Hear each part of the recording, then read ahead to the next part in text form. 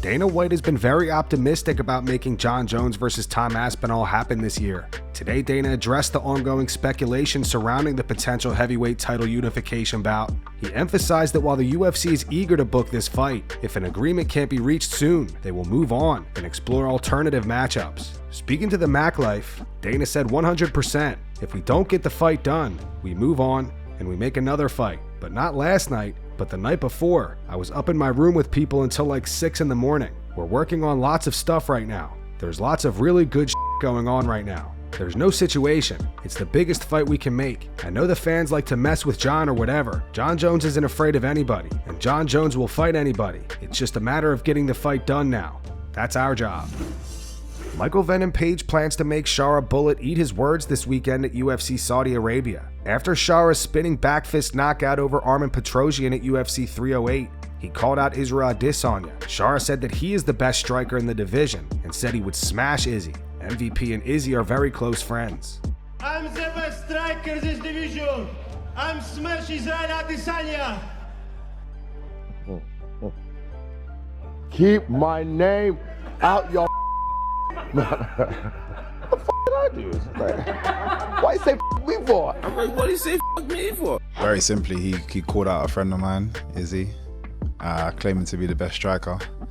And I was like, I'll happily prove you wrong before you even get a chance to fight my boy. So that's it. Well, I always say this, I'm a fan as much as I am a fighter in it. And you know, every fan can look at this fight and they'll feel exactly the same way that I'm feeling. And it is pure excitement. It's like, well, when these two exceptional strikers come together, what's gonna happen? And it is just that. Like, for me, I'm seeing it from a slightly different angle of like, not just what's gonna happen, how am I gonna overcome this? And just that challenge, you know, it boils a certain fire of excitement inside me to wanna, you know, obviously just train hard to get to this point, and then just make it happen.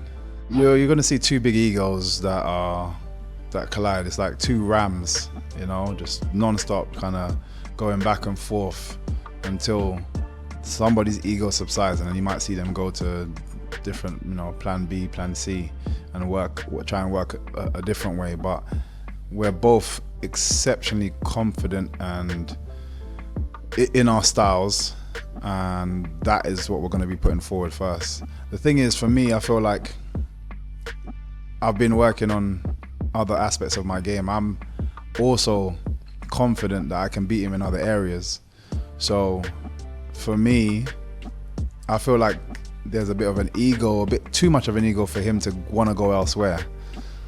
So even when he's stuck, if we're striking and I'm beating him and he's stuck, he'll probably continue staying in that space, which is fine for me. Whereas for me, I feel I can take him down, I can work him on the ground, I can stand him back up, I can mix and match the game, whereas he'll just want to be in one area. Alex Pereira will be cornering Sean Strickland once again for his upcoming rematch with Dricus Du Plessis next week at UFC 312. Alex himself has a fight coming up at UFC 313, where he will be defending his light heavyweight title against Magomed Ankalaev. Daniel Cormier thinks Alex is making a risky decision by cornering Sean in the middle of his training camp for Magomed. On his YouTube channel, DC said, "What we do know is that Alex Pereira is going to be fighting a guy that could be his most formidable opponent because of the style. But we also have to take into effect that his relationship with Strickland is so strong that he's willing to travel across the world to corner him. To me, it seems dangerous. It seems risky for Alex to go all that way to Australia, knowing everything that goes into a training camp and how hard that travel can be on your body when you're preparing to continue to defend your world championship. So how strong is that bond? How much does Sean Strickland now mean to Alex Pereira for him to take that risk? Because trust me, it's a risk." Conor McGregor is back in the headlines today. Conor went on an unhinged rant about Khabib Nurmagomedov where he used multiple slurs. Conor and Khabib have been going back and forth this week after Usman Nurmagomedov defeated Paul Hughes over the weekend. Khabib was cornering Usman, and Conor was good friends with Paul Hughes. Footage emerged of a conversation between Paul and Khabib, where he told Khabib that he's not like Conor, and he's his own man. I'm not like this other guy, and I'm my own man. I'm not like this other guy. The media try to make us like not respect. You know I always have respect. Conor was furious over this clip and lashed out at Paul Hughes. Conor told him to stop carrying the Irish flag because Paul is from Northern Ireland. Khabib obviously sided with Paul. He reposted the quote to his Instagram story and called Conor a drug addict and a racist. Today, Conor posted this on X, and believe it or not, he actually didn't delete it. It's been up for several hours now. He wrote 15 minutes I done Aldo 15 seconds. Show your wife expletive. Show your kids expletive. Cousin f***ing mother f***ing hiding mother f***. Show us you and your cousin's kids together because we have kids here in Ireland that want to smoke them in competition. Are they competing? Or what you saying, Ireland versus Dagestan? Where's your offspring? We can't wait to see them.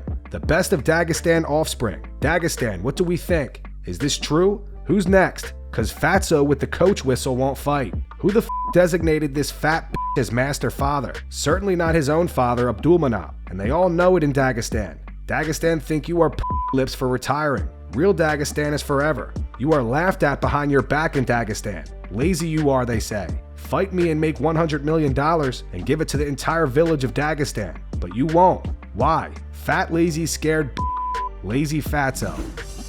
Tom Aspinall says that jet lag heavily affects his performances when he fights. Tom lives in England and says he believes his next fight will be in America, so he plans to travel here 2 weeks earlier to avoid jet lag. Tom is the current UFC interim heavyweight champion, and at the moment he is not booked for a fight. However, Dana White has stated multiple times that he believes Tom will be fighting Jon Jones this year to unify the heavyweight titles. Does traveling to America impact your preparation? Yes, absolutely. Jet lag is a very real thing when it comes to athletes.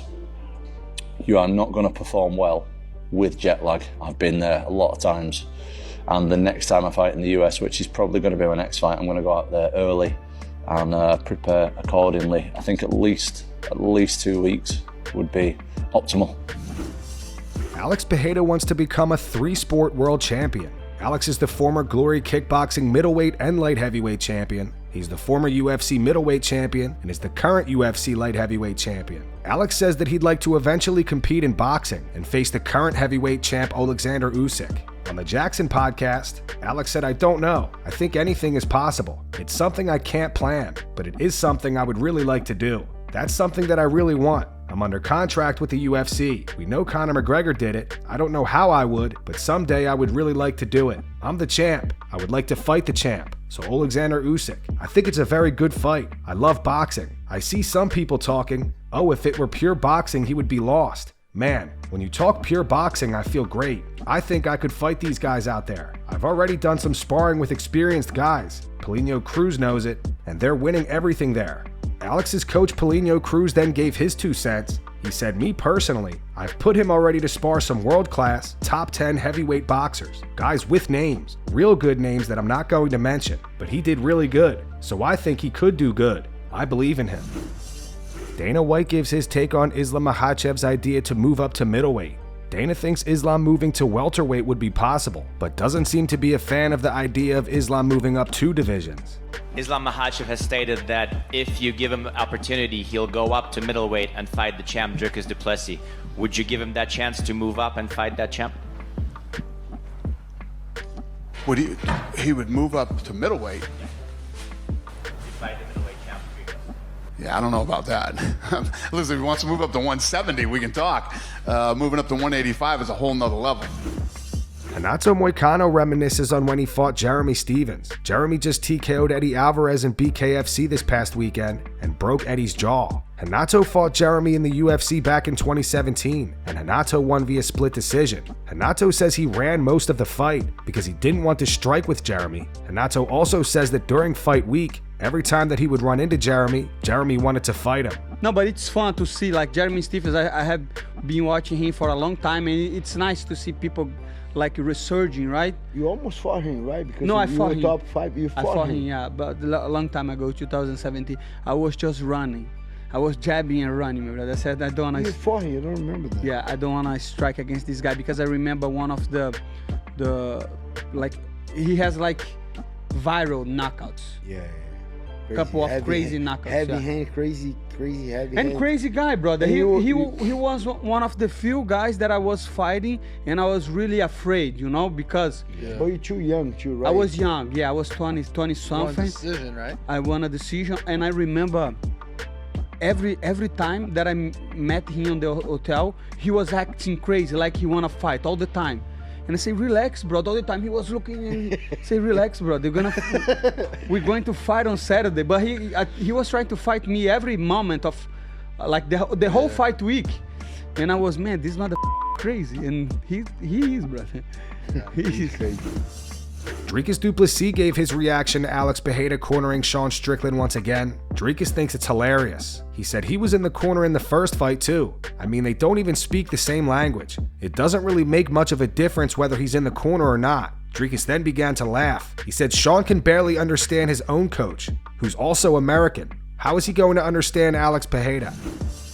Israel Adesanya reacts to Sean Strickland attempting to make a pact with Dricus Du Plessis ahead of their rematch next week. Sean told Dricus to quote-unquote be a f***ing man and keep the fight standing. Listen, Dutch man, I'm gonna need you to be a man. I'm gonna need you to stand up, not go to your knees, and we're gonna need to strike like men. Having just lost to Dricus this past August via submission in the 4th round, Izzy gave props to Dricus for his recent success. However, in regards to Sean Strickland and his attempt to make a pact to keep the fight standing, Izzy says that's kind of silly and not worth serious consideration. Speaking to MMAfighting.com, Izzy said the great fighters, I think 99% or 80%, follow the rules, and 10% or 20% of the time break the rules. Dricus flipped that around. 10% of the time he follows the rules of striking, and then the other 90% he breaks the rules and he's great. You can't fault him for that. He's so great at it. It's working for him. Don't try to fix it. On Strickland, he continued, that's kind of silly. It's silly to say. I don't think he means because Dricus is good at what he does. Trying to take that away from him would be you're really not proving you're the best then. Look, I think Dricus is probably going to win that fight. He's great at what he does. On his fight with Nasruddin Imavov this weekend, Izzy continued in Israel Adesanya 2025 would look like this fight coming up with my hand raised, and I haven't even planned out the rest. All I'm focused on right now is getting in there with Imavov, doing work and getting my hand raised. Definitely where I'm at. After that, I'll deal with it as it comes. And that's going to wrap it up for the news. Thanks for watching. For daily MMA news and content, subscribe to Full Mount MMA and click the bell icon to be notified when we post videos. Here are the 3 top comments from last video. These comments are in reference to Dana White absolutely going off on Bryce Mitchell. The first one's from Demon Daddy 413. It says, be honest, as soon as Bryce started talking the flat earth we knew this is where we were headed. The second one's from Tyler Pearl 77. It says, not good for Bryce when the boss wants to see you get beat up. And the final one's from Vdoza 33. It's in reference to Sean Strickland going off on Khamzat Chimaev. It says, Sean out here projecting, saying everyone is not a man. Dude clearly talking to himself. Those were the 3 top comments from last video. If you want to be featured in the next one, all you have to do is comment down below. And if you missed yesterday's news, click the video on screen right now to get caught up.